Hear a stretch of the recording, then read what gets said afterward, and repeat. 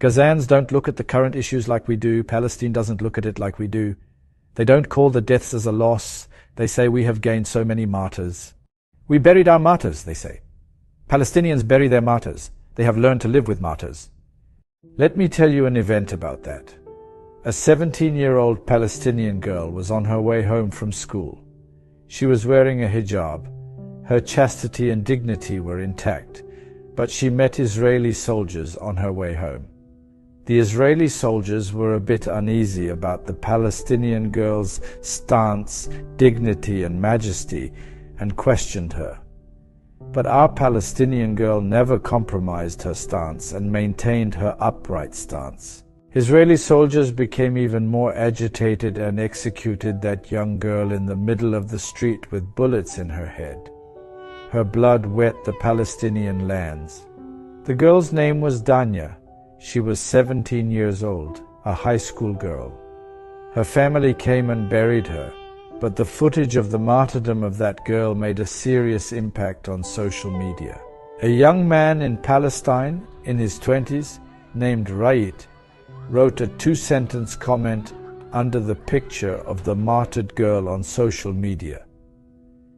How would you react if this girl who was martyred in Palestine was your own daughter or sister?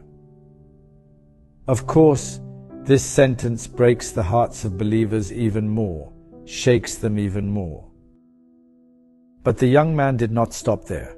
He identified the Israeli soldier who martyred that girl and wounded him with a knife, but the other soldiers executed him on the spot.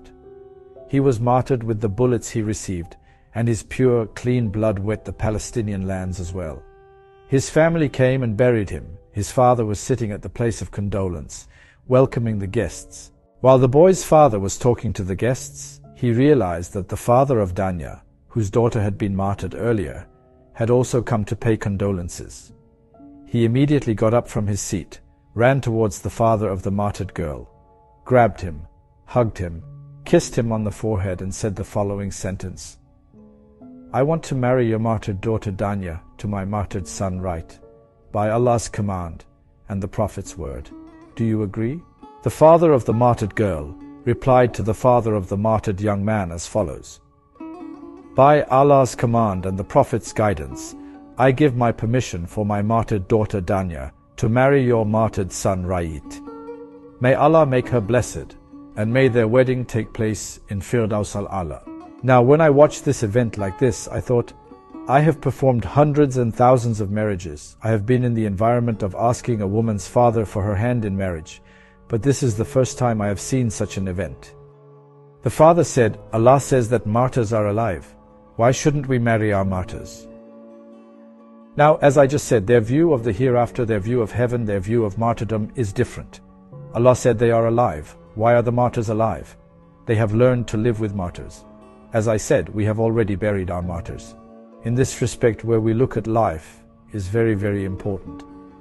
I call it the metaphysical dimension. I call it the transcendence dimension. I call it the hereafter dimension. If we analyze the events through the deep divine world, through the hereafter, through the Quran, we will be a little more relieved, and realistically we will not be unfair to our brothers.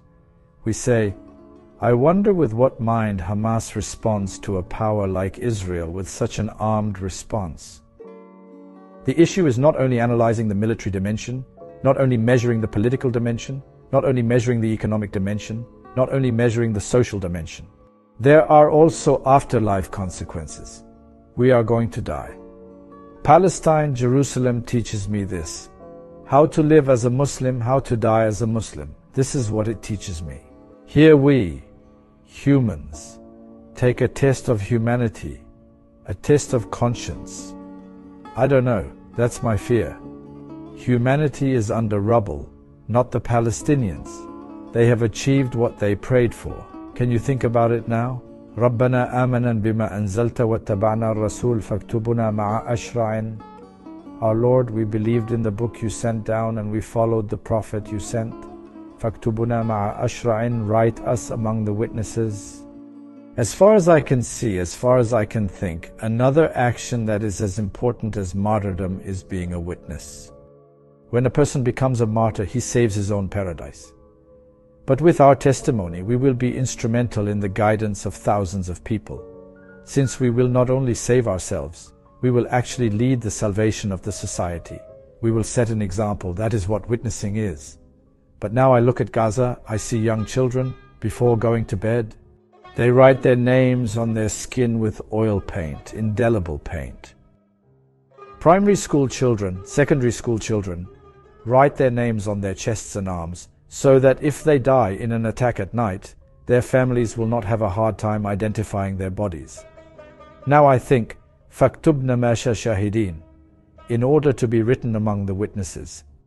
You have to make peace with death. We need to go to sleep with our names written down so that those behind us will not have a hard time finding our corpses while we wait for martyrdom.